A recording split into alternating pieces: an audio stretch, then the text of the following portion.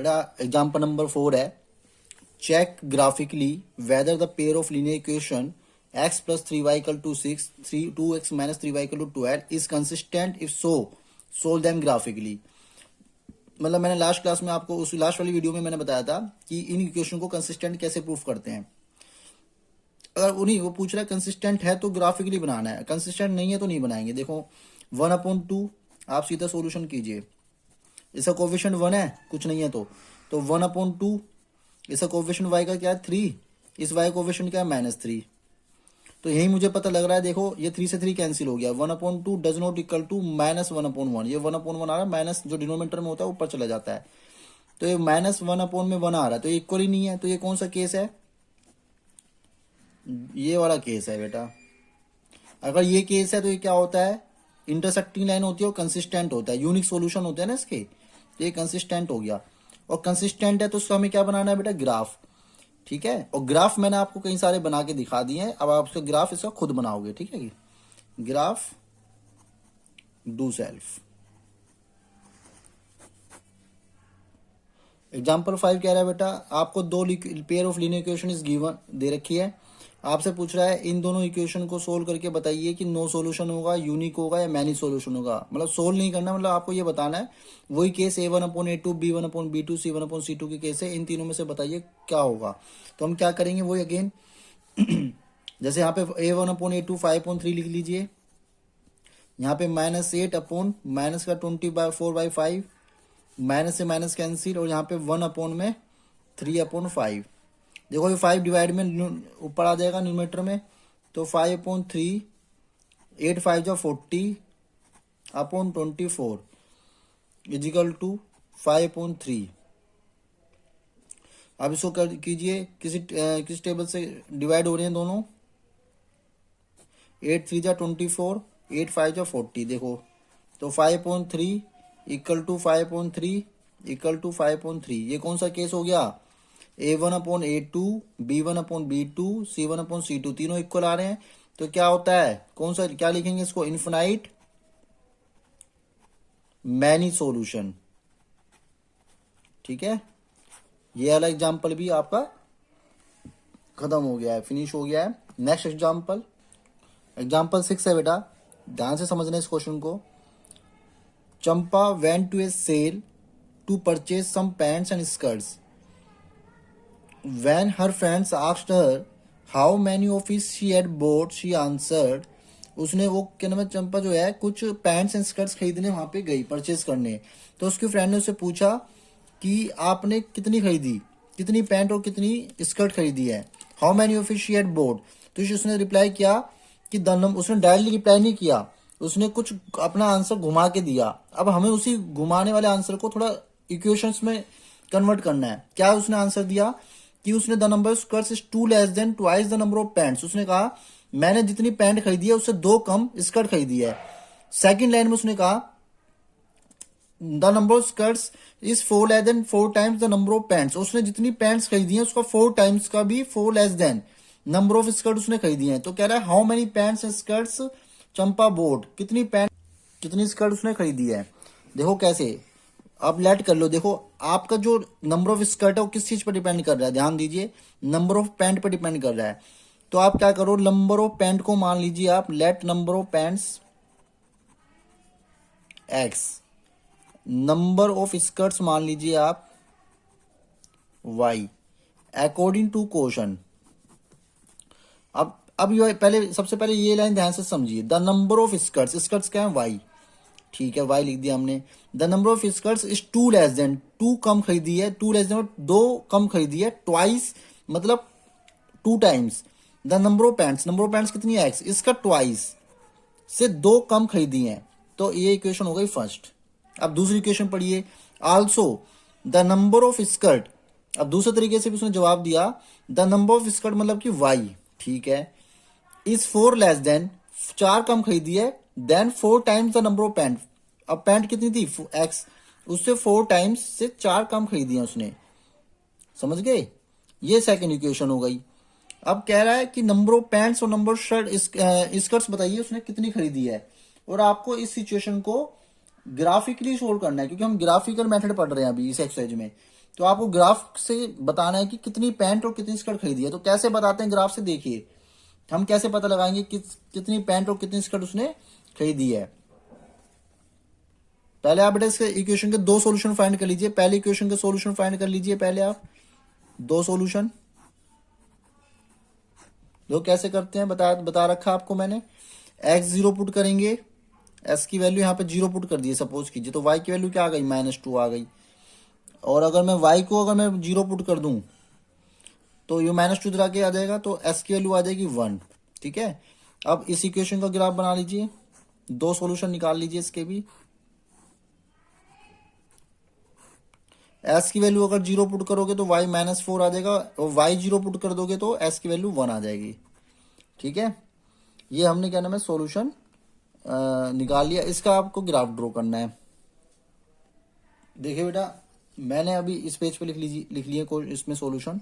अब देखो इस इक्वेशन के हमें ये सॉल्यूशन पता है, हमें ग्राफ ड्रॉ करना है। अब देखो 0 -2 y का -2, ये y की वैल्यू है -2 नीचे आएगी, यहाँ पे पॉइंट लिख देंगे -1 -2, ये -2 है, तो ये पॉइंट हमने इंडिकेट कर दिया 0 -2 1 0। कहाँ पे आएगा पॉइंट, x का 1 y का 0, ये पॉइंट 1 0 यहाँ आएगा। तो इस लाइन को हम एक्सटेंड कर देंगे, दोनों पॉइंट को ज्वाइन करके अब इस तरीके से लाइन चली जाएगी। ठीक है, ये लाइन किस ग्राफ की हो गई है, किस इक्वेशन की हो गई है, y equal to 2x - 2 represent कर दो इस लाइन पे इक्वेशन। अब आ जाओ दूसरे ग्राफ पे, दूसरे लाइन पे 0 -4 कहाँ पे आएगा बेटा, ये पॉइंट y का 0 -4 यहाँ आएगा। ठीक है, और 1 0 ये यही पॉइंट रहेगा 1 0। तो ये दोनों लाइन कहाँ से पास होएगी, ये दोनों, ये वाली लाइन इस वाली इन दोनों पॉइंट से पास होएगी। अब आप एक चीज ऑब्जर्व कर रहे होंगे, क्या दोनों लाइन इंटरसेक्ट कर रही है इस पॉइंट पे, किस पॉइंट पे, 1 0 पे। ये कॉमन पॉइंट आ रहा है, दोनों का इंटरसेक्शन पॉइंट आ रहा है। इसका मतलब इन दोनों इक्वेशन के ये सॉल्यूशन है। ठीक है, 1 0। s की वैल्यू तो क्या हो गई 1, और y की वैल्यू क्या हो गई 0, क्योंकि जो पहला कोऑर्डिनेट होता है वो s का होता है, y की वैल्यू होती है 0, क्योंकि जहां दोनों लाइन आपस में इंटरसेक्ट करेंगी वो ही उसके सॉल्यूशन होंगे। तो s की वैल्यू हो गई 1, y की 0। अब मैंने s क्या माना था, मैंने माना था s, देखो हमने x क्या लेट किया था, हमने s को लेट किया था नंबर ऑफ पैंट, और स्कर्ट क्या लेट किया थी, नंबर ऑफ, इस y को हमने लेट किया था नंबर ऑफ स्कर्ट। तो s तो हमारी नंबर ऑफ पैंट है, मतलब कि नंबर ऑफ पैंट्स हमारे पास कितनी आ गई 1, उसने 1 पैंट खरीदी है। और नंबर ऑफ स्कर्ट्स कितनी है, स्कर्ट्स 0, इसका मतलब क्या है, कोई भी स्कर्ट उसने नहीं खरीदी है। तो इससे हमें क्या पता लग गई बेटे, सॉल्यूशन पता लग गए। आई होप आपको समझ में आ गया होगा बेटे ये क्वेश्चन बेटा फिनिश हो गया है। ठीक है, अब आ जाइए एक्सरसाइज 3.2 पे। अब इससे क्वेश्चन नंबर 1, मैंने क्वेश्चन नंबर 3 पॉइंट एक्सरसाइज के लास्ट वीडियो में क्वेश्चन नंबर 2 3 4 करवाए थे। इस वीडियो में मैं आपको एक्सरसाइज 3.2 के रिमेनिंग क्वेश्चंस करवाऊंगा। ठीक है, अब जो रह गए हैं, हमें कह रहा है form the first question, form the pair of linear equation and find their solution graphically. हमें उसके ना सॉल्यूशन ग्राफिकली निकालने हैं। तो ग्राफ तो मैं बेटा कई सारे करवा चुका हूँ, आई होप आपको आ गया होगा। मैं सिर्फ इनकी ना इक्वेशन बना के आपको शो कर देता हूँ, इक्वेशंस कैसे बनती है। तो ग्राफ तो आप बना के जहां पे दोनों लाइंस आपस में इंटरसेक्ट करेंगी वो उसका सॉल्यूशन हो जाएगा। जैसे यहाँ पे दोनों लाइन इंटरसेक्ट करी थी आपस में, जब आपने ग्राफ बनाओगे तो दोनों लाइन इंटरसेक्ट करी थी, तो ये इसके जिस पॉइंट पे करेंगे वो उसका क्या सोल्यूशन है, वो एक्स और वाई की वैल्यू आ जाएंगी वहां पे। तो आपको इसमें भी ग्राफ बनाना है। ठीक है, ऐसे ही। तो देखिए पहली क्वेश्चन, पहली स्टेटमेंट रीड करते हैं। 10 students of class 10th took part in the math quiz. Number of girls is 4 more than number of boys. Find the number of boys and girls who took part in the quiz. बेटा late कर लेता हूं। देखो जो भी आपसे पूछा जाता है ना उसी को आप लेट कर लिया करो। लेट कर लो, आपसे number of boys number of girls पूछा जा रहा है, तो आप लेट कर लो number of boys x, number of girls let कर लो y। दोनों, अब नंबर ऑफ बॉयज और गर्ल्स दोनों कितने स्टूडेंट हैं, मतलब टोटल स्टूडेंट्स कितने, बॉयज कितने गर्ल्स मिला के दोनों टोटल स्टूडेंट्स कितने हैं 10th क्लास में 10 स्टूडेंट्स हैं। तो पहली क्वेश्चन तो हमें यही मिल गई कि number of boys number of girls को ऐड कर दोगे टोटल स्टूडेंट्स हमारे पास 10 आ जाएंगे। फर्स्ट इक्वेशन तो हमें यहां से मिल गई। अब दूसरी इक्वेशन क्या कह रहा है कि if the number of girls, girls कितनी है y, if the number of girls is 4 more than मतलब ज्यादा नंबर ऑफ बॉयज से, बॉयज कितने x, एक्स से 4 ज्यादा है नंबर ऑफ गर्ल्स, मतलब कि नंबर ऑफ गर्ल्स बॉयज से कितनी ज्यादा है बेटा, 4 मोर देन है। तो हमें सेकंड इक्वेशन ये मिल गई। अब आप क्या करो, इसके सॉल्यूशन निकाल लो। इस वाली इक्वेशन से कौन सा कितने सॉल्यूशन मिलेंगे, 2 निकाल लो आप मैक्सिमम आपको, ताकि ग्राफ मिल जाए। एस की वैल्यू 0 पुट करो, वाई 10 आ जाएगा, वाई की 0 पुट करो 10 आ जाएगा। तो आप सीधे सिंपली एक लाइन आएगी इस तरीके से, लाइक दिस, ठीक है। अब आप क्या नाम है, इससे 2 सॉल्यूशन निकालो इस वाली इक्वेशन से, सेकंड इक्वेशन से क्या आएगा, अगर एस की वैल्यू 0 पुट करोगे तो वाई 4 आ गया, ठीक है। और दूसरा क्या पुट कर सकते हो, एस की वैल्यू आप 2 पुट कर दीजिए, तो वाई की वैल्यू 6 आ जाएगी, 2 + 4। तो सिंपल, इससे से आपने 2 सॉल्यूशन निकाल, इसे ग्राफ ड्रॉ करना। अगर लाइन्स आपस में देखो इंटरसेक्ट करेंगी, हाँ बिल्कुल करेंगी, क्योंकि एक्स, अब हम कैसे पता लगाएंगे, x plus y equal to 10 minus x plus y equal to 4। देखो 1/-1 आ रहा है, ये 1/1, तो लाइन्स इंटरसेक्ट करेंगी 100%। इंटरसेक्ट करेंगी तो कोई ना कोई सोल्यूशन मिलेगा आपको यूनिक, और यूनिक सोल्यूशन मिलेगा तो वही उसका, जो जहां पे लाइन इंटरसेक्ट करेंगी जिस पॉइंट पे ही, वही आपका सोल्यूशन होगा, वही आपकी नंबर ऑफ बॉयज और नंबर ऑफ गर्ल्स होंगी। एस जो होगा नंबर ऑफ बॉयज होंगी, वह बॉयज होगा, और एक्स वाई जो होगा नंबर ऑफ गर्ल्स होंगी, ठीक है। तो ये क्वेश्चन बेटा आप कर लेना। अब आता है बी पार्ट। बी पार्ट में क्या रहा है, 5 pencil and 7 pens together 50 rupees. ये कह रहा है 5 पेंसिल 7 पेन्स दोनों मिला के 50 रुपीज के आते हैं। 7 pencil and 5 pens together cost 46 rupees की है। तो 1 पेंसिल एंड 1 पेन की कॉस्ट बताइए, find the cost of 1 pen and 1 pencil. तो मैंने आपको बताया था बेटा, जो भी चीज पूछे उसी को आप लेट कर लिया करो। लेट कर लो cost of 1 pencil x rupees, cost of 1 pen y rupees, according to question. कितनी पेंसिल बोल रहा है स्टार्टिंग में, पहली स्टेटमेंट क्या बोल रहा है, 5 पेंसिल कॉस्ट, मतलब 5x हो जाएगा, 7 पेन 7y हो जाएगा, टोटल कॉस्ट कितनी है दोनों की मिला के 50। इक्वेशन फर्स्ट मिल गई। अब सेकंड इक्वेशन बनाते हैं। 7 पेंसिल मतलब 7x हो जाएगा, 5 पेन्स मतलब 5y हो जाएगा, टोटल कॉस्ट कितनी दोनों की मिला के 46 रुपीज। सेकेंड इक्वेशन हो गई। इन दोनों को आपको क्या करना है, ग्राफिकली सोल्व करना है, ठीक है। ग्राफिकली सोल्व करोगे पहले इनको, उसके बाद इनकी क्या सोल्यूशन निकाल दोगे। देखो कैसे, पहले इनका ना हम सोल्यूशन निकालते हैं। स्टेटमेंट लिखते हैं बेटा, 5x 7y इजिकल टू 50। इसका पहले आप सोल्यूशन निकाल लीजिए। कोशिश करा करो कि सोल्यूशन जो है आपके फ्रैक्शन में ना आए। देखो y की वैल्यू अगर मैं 0 पुट करता हूं तो क्या हो गया, पूरा 0 हो गया है, 5 डिवाइड में आ जाएगा, तो s की वैल्यू मेरे पास आ जाएगी 10। अब मैं क्या पुट करूं कि वैल्यू फ्रैक्शन में ना रहे, एक वैल्यू और बताओ क्या पुट करें कि वैल्यू फ्रैक्शन में ना आए, हमें सोल्यूशन फ्रैक्शन में ना मिले। सोचो जल्दी। 5 पुट कर सकता हूं, y की वैल्यू 7 5 जो 35, 7 5 जो 35, 35 आगे माइनस होगा तो क्या हो जाएगा, 50 माइनस 35 क्या आ जाएगा बेटा, 15। 15 को 5 से डिवाइड कर दो, 5 को की डिवाइड में आ जाएगा, फिर आ जाएगा यहाँ पे 5 की वैल्यू 3। तो मुझे मिल गया सोल्यूशन 10035। अब सेकंड इक्वेशन क्या थी आपके पास, 7x 5y इक्वल टू 46। इसके सॉल्यूशन सोचिए कि क्या हो सकते हैं। देखिए बेटा, दूसरे में हमें ऐसी वैल्यू पुट करो, कोशिश करो कि फ्रैक्शन में ना आए, ठीक है, ताकि हमें एग्जैक्ट ग्राफ मिले उससे। हम क्या पुट करें, अगर मैं y की 0 पुट करूंगा तो देखो फ्रैक्शन में आ रहा है, 46/7 फ्रैक्शन में आ जाएगा। तो कोई और सोचो वैल्यू। तो अगर मैं रखता हूं यहाँ पे y की वैल्यू 5, ठीक है, y की वैल्यू अगर मैं 5 पुट करता हूँ, 5 5 जो 25, 25 इधर जाके माइनस होएगा तो 21, 21 को 7 से डिवाइड करूंगा तो 3, ठीक है। तो s की वैल्यू मेरे पास आ जाएगी 3। फिर मैं पुट कर सकता हूँ, देखो जरूरी नहीं है कि आप हमेशा पॉजिटिव वैल्यू पुट करो, आप चाहो तो नेगेटिव वैल्यू भी पुट कर सकते हो। देखो मैं अगर यहाँ पे एक्स की जगह -2 पुट करता हूँ तो ये क्या आ जाएगा बेटा, माइनस का 14, 5y इजिकल टू 46। तो 5y इजिकल टू 46 प्लस का 14 कितना आ गया, 50 प्लस 60, 46 प्लस 60 हो गया, फिर 5 डिवाइड में आ जाएगा, 5 12 जा 60। तो यहाँ पे 12 आ जाएगी y की वैल्यू, ठीक है ना। बहुत ईजी है। आप पॉजिटिव नेगेटिव कोई भी वैल्यू पुट कर सकते हो। तो आपको सोल्यूशन मिल गई। सोल्यूशन मिल गई तो आप इससे क्या करोगे, ग्राफ ड्रॉ करोगे। ग्राफ से फिर आपको एक्स और वाई की वैल्यू पता लग जाएगी। जहां वो दोनों लाइन आपस में काटेंगी, इंटरसेक्ट करेंगी, उसमें एक तो एस की वैल्यू आएगी, एक वाई की आएगी। आप कोऑर्डिनेट्स मेजर कर लेना कौन कौन से हैं। और उन्हीं एक्स वाई की वैल्यू को क्या कहते हैं, वही आपकी एक्स क्या माना था आपने, नंबर ऑफ पेंसिल, वाई माना था आपने नंबर ऑफ पेन्स। ठीक है, जहां पे दोनों लाइंस ग्राफ करेंगे आप वाई की, देखो ये मान लो सपोज कीजिए एक्स और वाई ग्राफ है, दोनों लाइंस काट रही हैं, तो आप इस इंटरसेक्ट पॉइंट को सीधी वाई की स्ट्रेट लाइन में चले आना, वो पॉइंट तो आपका वाई हो जाएगा। और एस की लाइन स्ट्रेट लाइन में आ जाना, वो पॉइंट आपका एक्स हो जाएगा। ठीक है, अगर नहीं समझ में आएगा तो कमेंट बॉक्स में आप मुझे कमेंट कर देना, सर हमें समझ में नहीं आया, तो मैं आपको ग्राफ बना के एक वीडियो अलग से शो कर दूंगा स्पेशली इसके लिए। ठीक है, मगर आप कर लोगे, मुझे यकीन है।